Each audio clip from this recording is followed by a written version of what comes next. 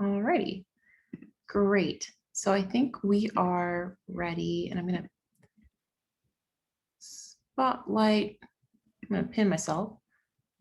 Cool. Okay.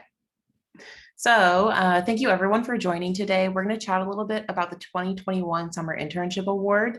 As you can imagine, some things have changed due to COVID. So that's what we're going to spend some time talking about as well, is just what to expect in applying in this particular year. So we're going to review what the Summer Internship Award, otherwise known as SIA, is, the SIA requirements. We're going to chat about LinkedIn and reaching out to employers, designing the internship, drafting your application, theoretical timeline you'll want to try and keep in mind, and then spend some time Q&A. So don't mind my templates. They are very wordy. I plan to send you all the copy of this presentation later on if you need to go back and review any of these slides. But the Summer Internship Award really prepares you for internships that otherwise may not be accessible to you through a more structured application process. So CLBR defines internship as a form of experiential learning that integrates knowledge and theory learned from your classroom with practical application and skills developed in a professional setting. So very broadly defined. What we really like about the Summer Internship Award is that it's broadly defined. It allows you to figure out what it is you really want to improve upon, what skills you might want to develop, what companies or certain workplaces that you haven't had the chance to experience and may want to learn more about. So we are pretty much up for anything when it comes to the internship you develop and come up with. The only thing you'll want to keep in mind, and you'll notice down there at the bottom, there's an asterisk that says SIA does not support summer research. So that is one thing that you'll want to think about. If you are looking for something that's more research focused, there are a lot of other awards on campus, off campus, that would provide you the opportunity to do that. And we're more than happy to help you in developing your application for a research proposal. But the Summer Internship Award focuses on everything but research. So the award provides funding for unpaid or underpaid internship opportunities. Most commonly, you'll find unpaid opportunities when working with nonprofits. However, we do have students who obtain some sort of paid internship, and it may not cover all of your cost of living, right? So if the internship is minimum wage and you're living in New York, minimum wage is really not enough to survive in New York. So that's an example of something we may consider underpaid, where you are getting some sort of hourly, but you need funding through the internship to cover some of your other cost of living. The internship provides up to $4,000 and can be applied to public sector, nonprofit, and other unpaid internships. However, if you are working for profit or in the private sector, you'll just want to make sure that the internship complies with the guidances from the Department of Labor. That is what CLBR is using when we are considering funding a for-profit internship. So we want to make sure that the internship you've obtained is compliant with the Department of Labor, which is there to protect you. And that's what we will be considering if you have a for-profit internship and you ask for additional funding. So the requirements for 2021, and we will definitely dive more into the application requirements, but these are a couple of things I want you to keep in mind. Again, it's for unpaid or underpaid internships. Research is not included as part of SIA. And when I mean research, which obviously can be applied to a lot of different types of internships, we mean more traditional research. For example, like we don't want you spending the entire summer in a lab through this fund. However, we have had students use the Summer Internship Award for research that is more like ethnographically focused. So if you were doing research that's like ethnographically focused and it's a small component of your internship, that could be something that's plausible, but we don't want research to be the entire focus of your internship.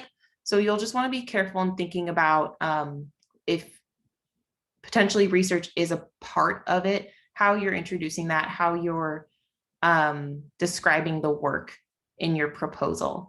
For example, if you are a marketing intern and you're doing market research, and that's a part of the internship, but not the entire internship, that's something you'll want to be really clear about. And if you're not sure, you're always welcome to reach out to CLBR and we can help work with you on that. Because of COVID, we are promoting remote internships. However, in person may be a potential option, but you will need to be really clear in your application about how your internship is compliant with COVID guidelines. Additionally, your budget needs to focus on the cost of living, such as rent, utilities, food, medication. The SIA is not a supplement to loss of income. For example, you cannot budget for like a potential hourly wage that you're missing out on because you're doing an unpaid internship. So you'll want to really think through all of the things you would need to live throughout the summer.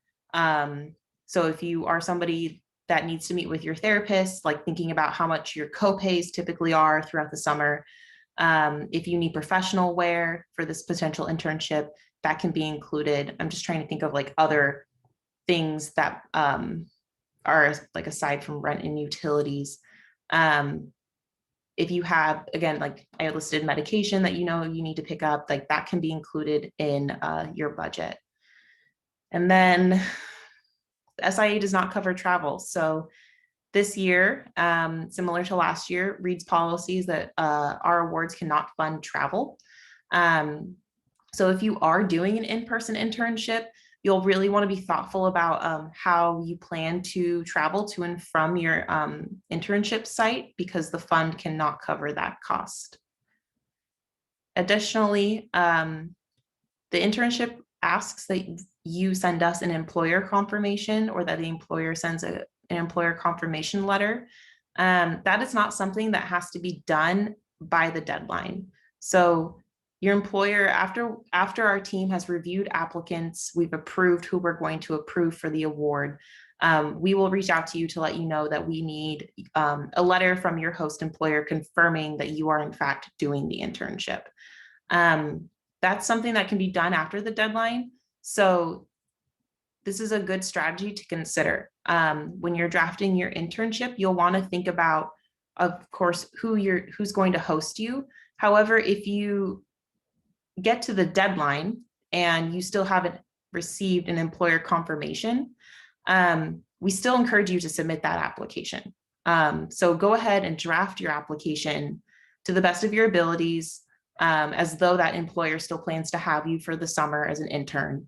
Still submit your application, because for all you know, the employer could reach out to you the day after the deadline and confirm that they'd like to host you. So you want to go ahead and draft it to the best of your abilities, knowing that the employer confirmation letter isn't due until after the deadline. And then you will, of course, submit your application in Handshake. And we can go ahead and pull that up really quickly. So you should be able to go into Handshake and type in Summer Internship Award 2021 under the job section, and you will see that the application is here. This is where you'll submit all of your materials in Handshake. And then the Summer Internship Award details are on our website.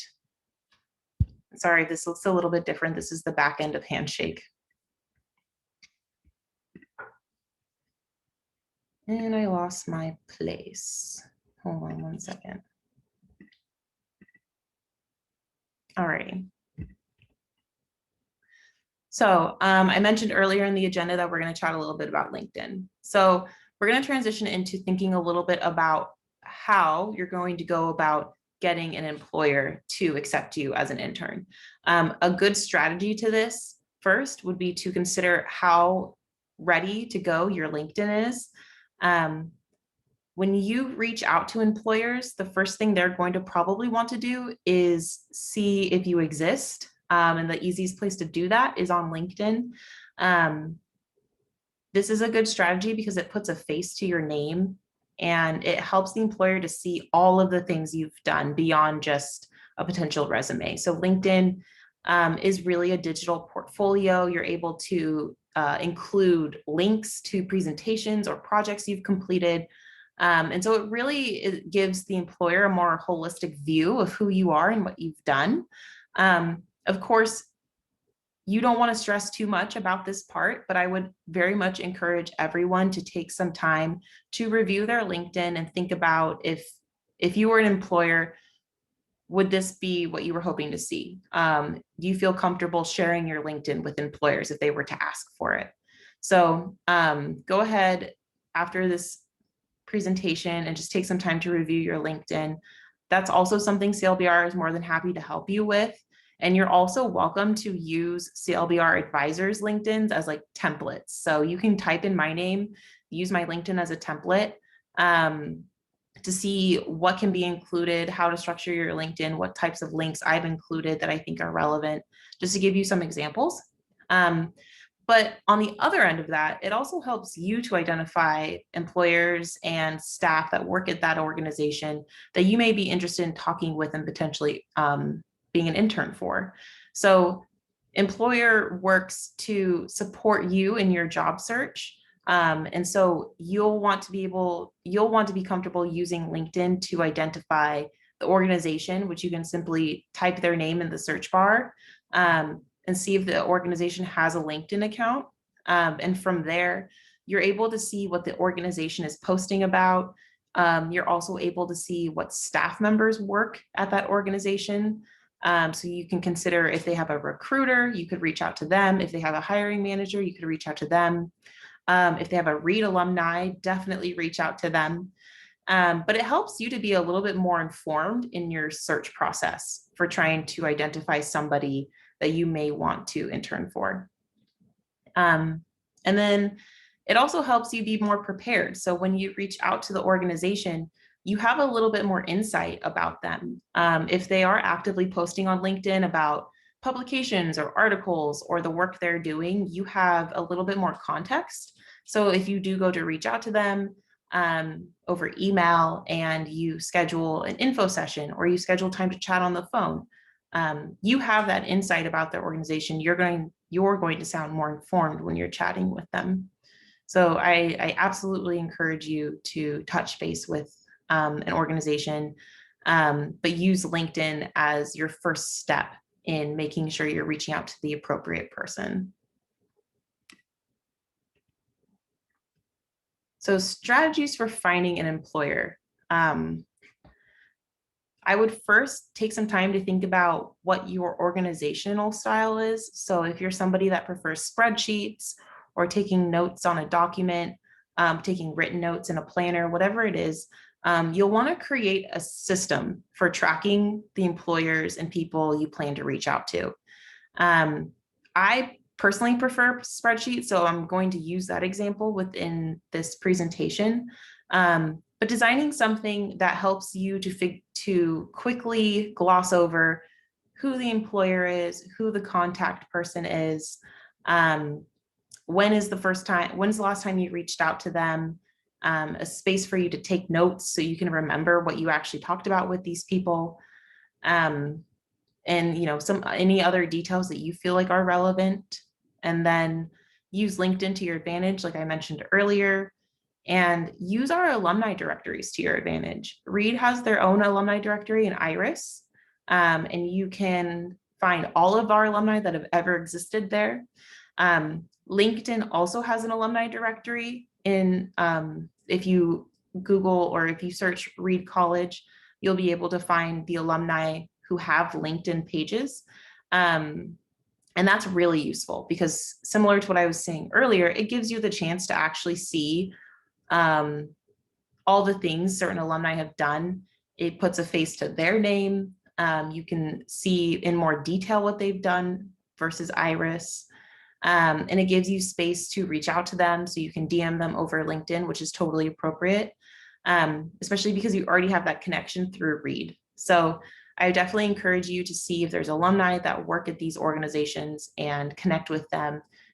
Use that contact to your advantage in trying to figure out if the organization is hiring, or if there's anyone specific that the alumni recommends you speak with.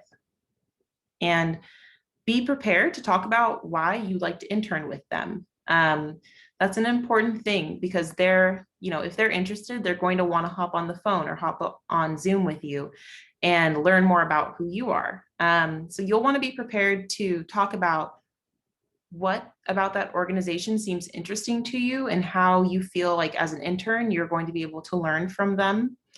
And so ideally, you'll want to develop a couple learning goals for each of the organizations that you may want to reach out to. That's also something that you can keep in a tracking sheet.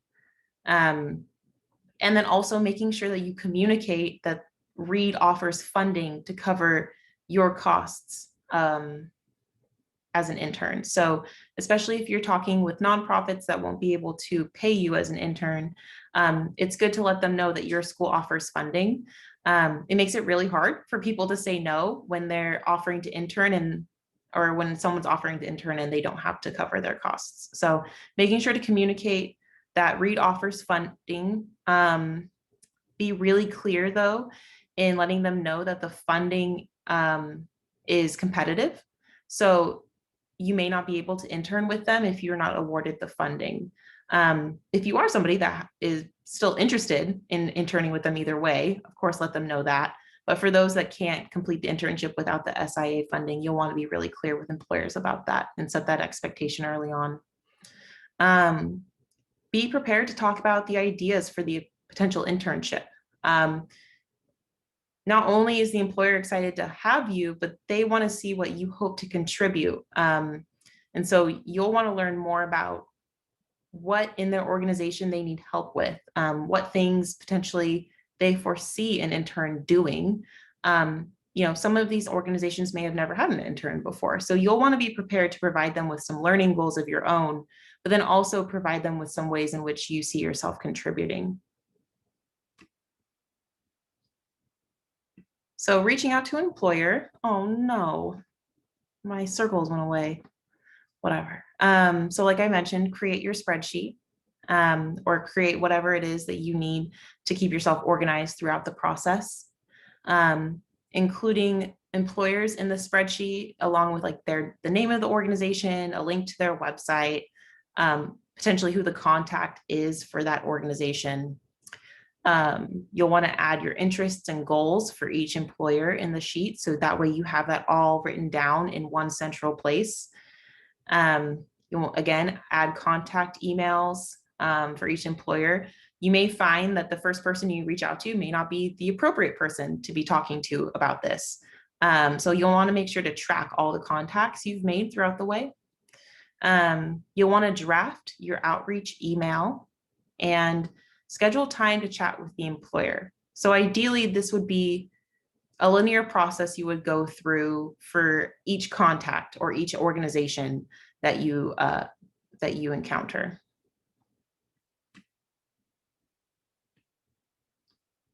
So some elements to consider for when it comes time to really figure out what the internship might look like.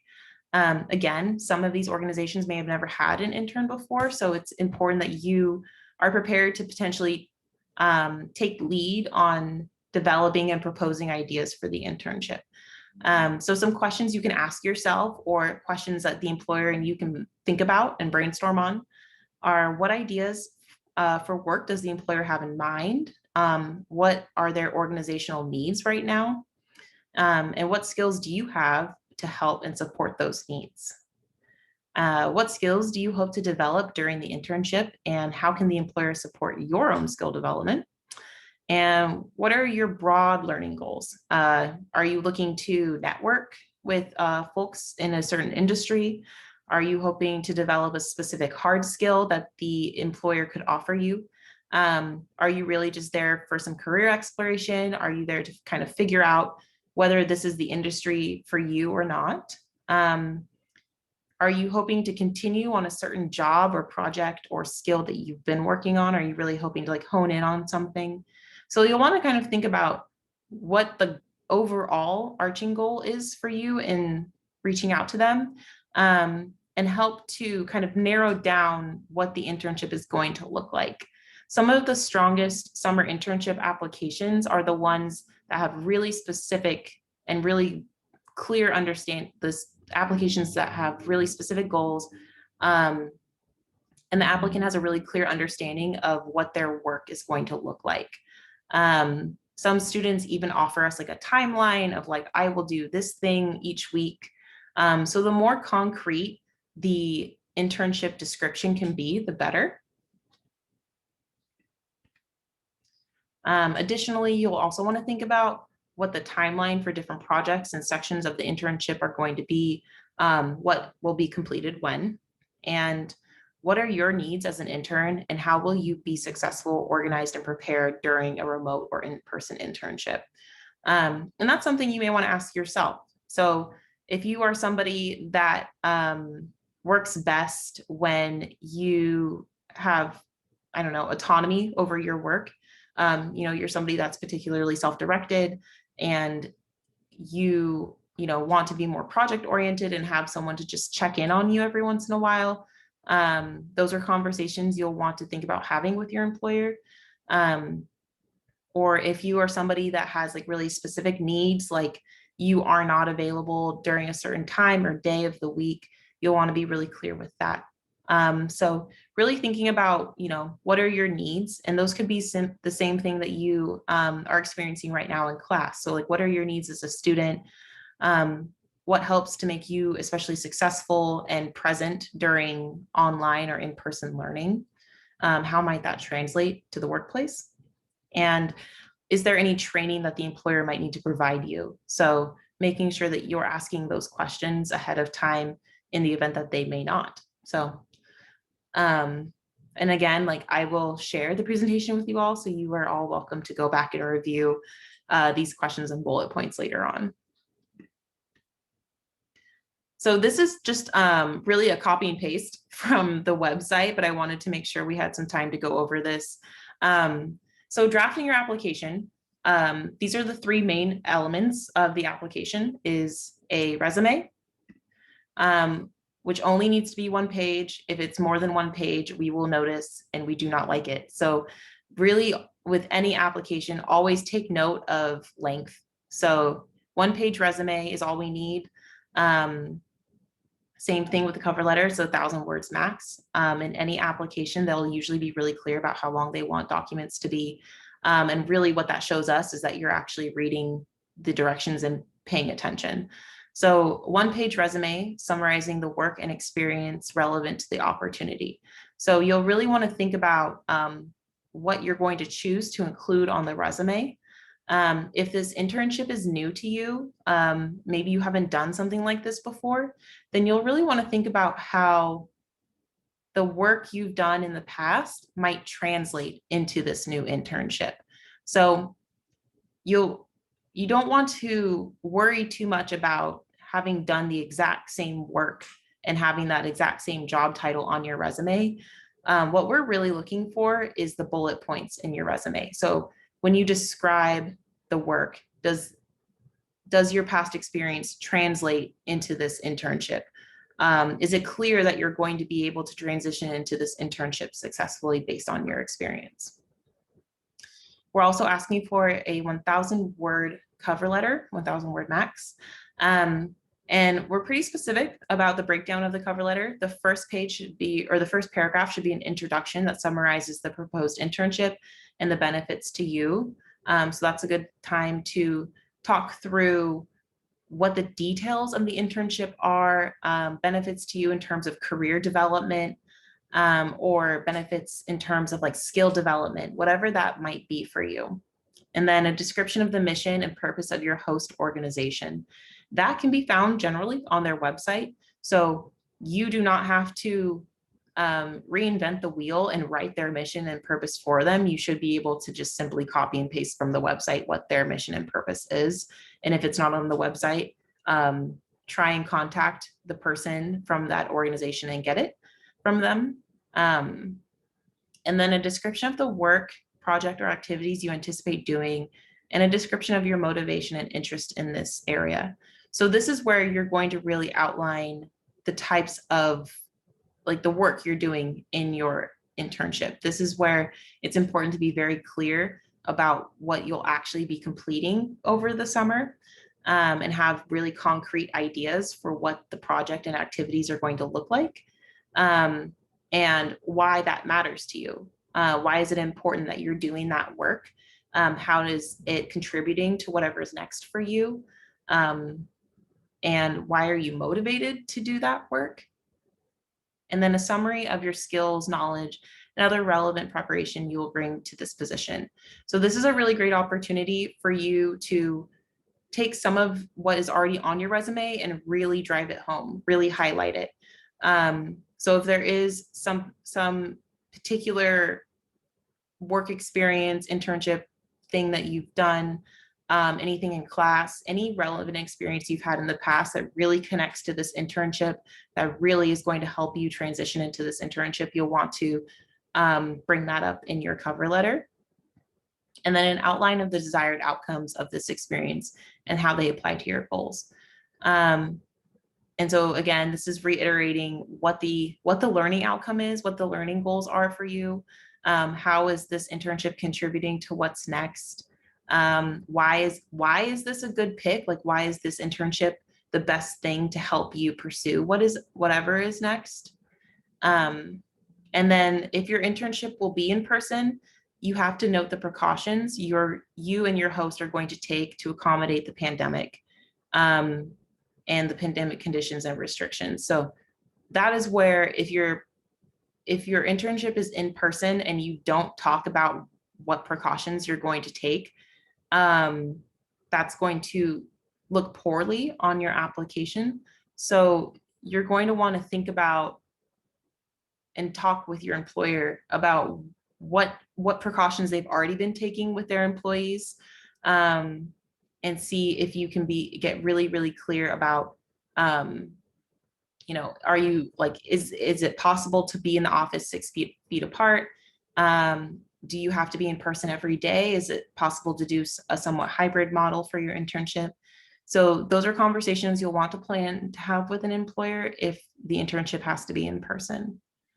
And you'll want to be thoughtful too about like where, like regionally, your internship is, because of course, like conditions and restrictions are different everywhere around the world. So you'll want to consider like what existing restrictions already exist wherever you plan to do the internship. And then at the bottom of the cover letter, you can just plainly put contact info for your host organization. And then finally, you'll want to design a detailed budget. Again, the budget just has to be a list of your expenses associated to your cost of living. The best budgets I've seen for this award have some sort of description or explanation for each thing. So it's better to be overly communicative for when it comes to a budget. So provide as much context as possible. If it's something that seems confusing, it probably is going to be confusing to us. So I would definitely make sure to provide notes or comments in your budget. That way it's really clear what you are planning to use the money for. And all of these things are, these are things that CLBR can totally help you with. And we would honestly prefer that you come to us so we can help you with it. So always feel welcome to make an appointment with us in the event that you're not sure about something or you need support at any point in this process. Some additional elements you'll want to think about when drafting your application. And these are things that the review committee is thinking about when we are looking at applications. So graduating seniors must address in their application what role the opportunity plays in helping them transition into the workforce after graduating from Reed. So when you're talking about your learning goals for those who are seniors and planning to apply, you'll really want to talk about them in the context of transitioning from Reed. How might this internship help you to obtain a full-time position? Is that something the employer and you have talked about, is like the potential to intern with them over the summer and then transition into a full-time role? If you're somebody who's planning to go to grad school next year, how is this internship preparing you to transition into grad school? And those are obviously more specific expectations. So again, if you're a graduating senior and you're not sure how you're going to make that connection, we're happy to help. But otherwise, we're also looking at, when reviewing applications, the connection to field of study or career goals. So of course, your major, whatever you're majoring in, does not have to connect to whatever your internship is going to be. But you do need to help us to see how whatever you're studying or whatever careers or whatever internships you've had in the past connect to this internship you're planning to apply to. How does all of that connect to your long-term goals? So you'll want to walk us through what are the stepping stones from past, present, and future. And some experience or qualification or preparation to be successful in the internship. We understand that it is, at the end of the day, an internship. The whole purpose is for you to learn. So we do not expect you to be the most knowledgeable source when it comes to whatever industry you're hoping to intern in. But we do want to know that you're prepared to do the work. So you'll want to make sure that you've designed an internship that is, of course, feasible while challenging, and that you're really clear about how you're prepared to transition into the role, how you're prepared to complete some of the more challenging work in the internship, potentially how the employer is prepared to support you in doing the work. So you do want to think about what role the employer may play in helping you learn some of these new skills that you may not be familiar with. And then carefulness, quality, and thoughtfulness of plan and adherence to all guidelines. So again, that's going to be a really concrete idea of what the internship is going to look like. Is it feasible? Does it fit in the summer? And then also, did you follow all of the directions? So that's, again, referencing back to it being, we're asking for a 1-page resume. Did you submit a 2-page resume? We're asking for a 1,000-word cover letter. Did you submit a 2,000-word cover letter? So making sure that you're following all of the directions and an articulation of your learning outcomes for the internship and how the internship host will support your learning. So you do want to talk a little bit about what the role is for the employer as your host, as your supervisor. How are they a part of this internship with you? Whether that's weekly check-ins or trainings, whatever that might look like, but you do want to be clear about their role and their position in your internship. And then I mentioned earlier that I was going to provide a theoretical timeline for you all. And definitely this is not something you have to stick by, but if we were to leave this session today and you were like, okay, I'm going to apply for the summer internship award, I'm going to make it happen.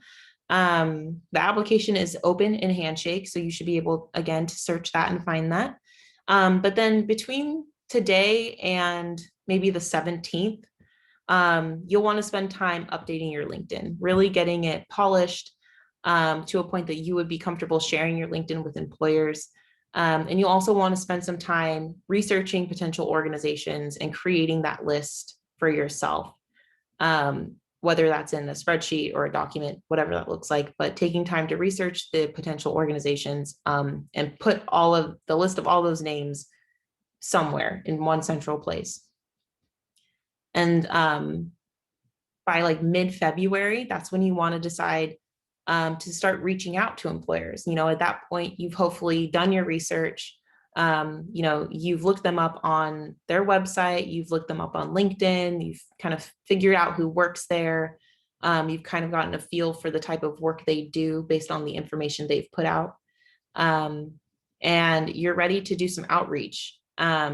And in that, you'll want to start thinking about drafting your application. It's not something you have to do right away, but you do want to start making some, bullet points about what the internship is going to look like in your head. Of course, that might change, right? But if you had a magic wand, like what would that internship start to look like if you were working with one of those employers you're reaching out to? And in reaching out, you have already identified who the contact person is, you're familiar with the organization, you know why you're reaching out, you know why you're interested in their work. And outreach emails do not have to be very long, literally just like a paragraph, maybe two. But you're prepared to talk about the potential internship, and you're prepared to talk about some of your learning goals and why you're interested. And hopefully by March 8th, you've already done some outreach. You've cast a really wide net of employers that you want to work with. You have your name out there, your LinkedIn's ready. And you've jotted down some bullet points about what the internship might look like as you kind of continue to brainstorm and draft on your application. And then, March 8th, between the 30th, you're really spending that month trying to get confirmations from employers. And hopefully if you're able to, receive a confirmation in early March, then you can really start working with them to draft the internship application and really finalize some of the potential projects and work you'll be doing. So at that point, once you've received a confirmation from an employer, you definitely want to take the initiative to set up time to talk with them and really like hash out what it is you'll be doing with them, taking notes the whole time so you can work all of that into your application. And then the deadline is March 31st. And after that, CLBR will review applications. And our goal is to notify everyone by mid-April at the latest. So I'm done talking. I've talked for so long, so I'm going to stop now. And I'm also going to stop recording once I figure out where the button is.